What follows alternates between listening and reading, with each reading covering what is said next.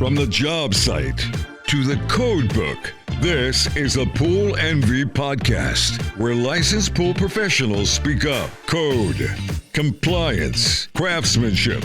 Hosted by Jason Davies, licensed across Wisconsin, Florida, and Texas. Your deep end starts now.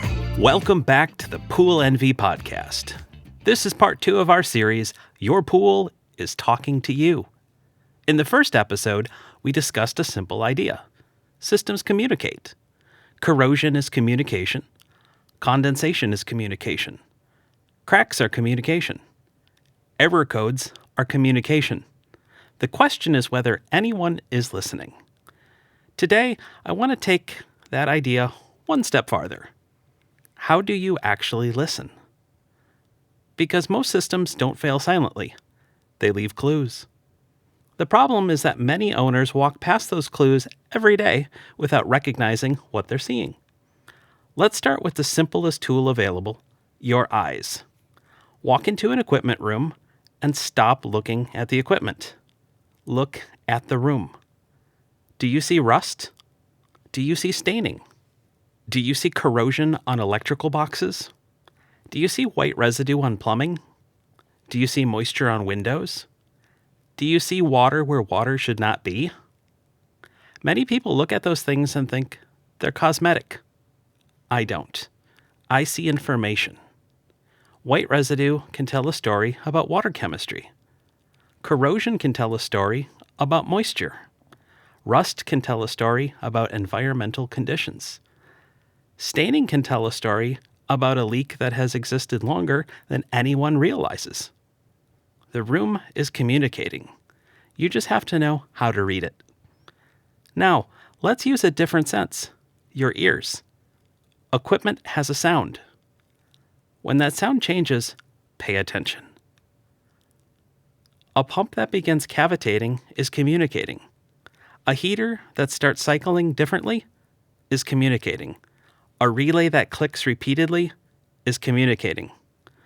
A motor that suddenly sounds louder than it did last season is communicating. Years ago, mechanics diagnosed problems by listening. They knew when something sounded wrong. Pool systems are no different. The challenge is that many owners have become accustomed to ignoring those changes until the equipment stops working entirely. But systems rarely go from healthy to failed overnight. They usually provide warnings first. Next, pay attention to what you feel, not the equipment, the room. Does the room feel humid? Does the air feel heavy? Do you feel heat trapped in the space? Do you notice vibration through the floor? Do you feel airflow where there shouldn't be airflow?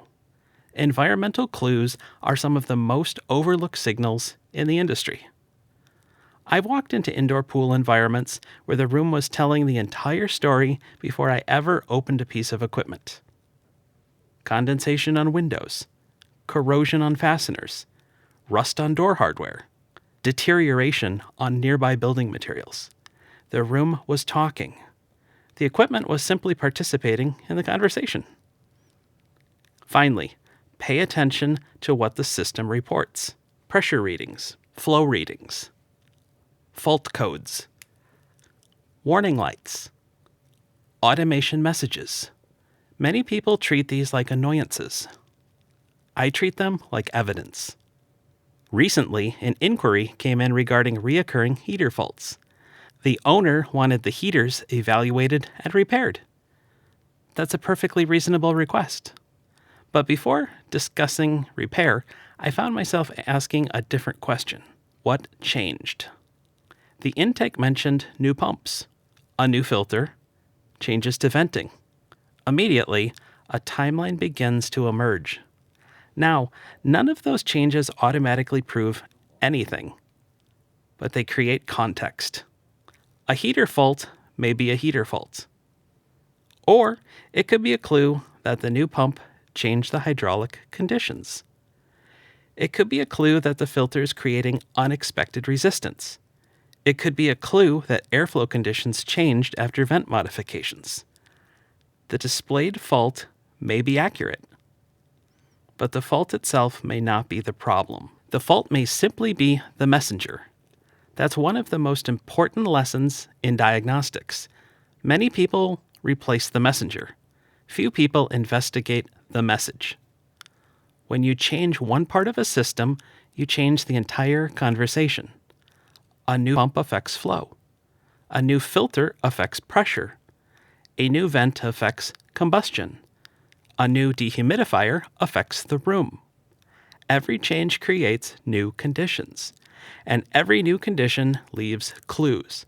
That's why I encourage owners to spend less time asking, "Is it working?" and more time asking, "What is it telling me?" Because systems often provide warnings long before they provide consequences. The rust stain matters. The moisture matters. The unusual sound matters. The reoccurring fault matters. Not because every clue means disaster, but because clues create context, and context creates understanding.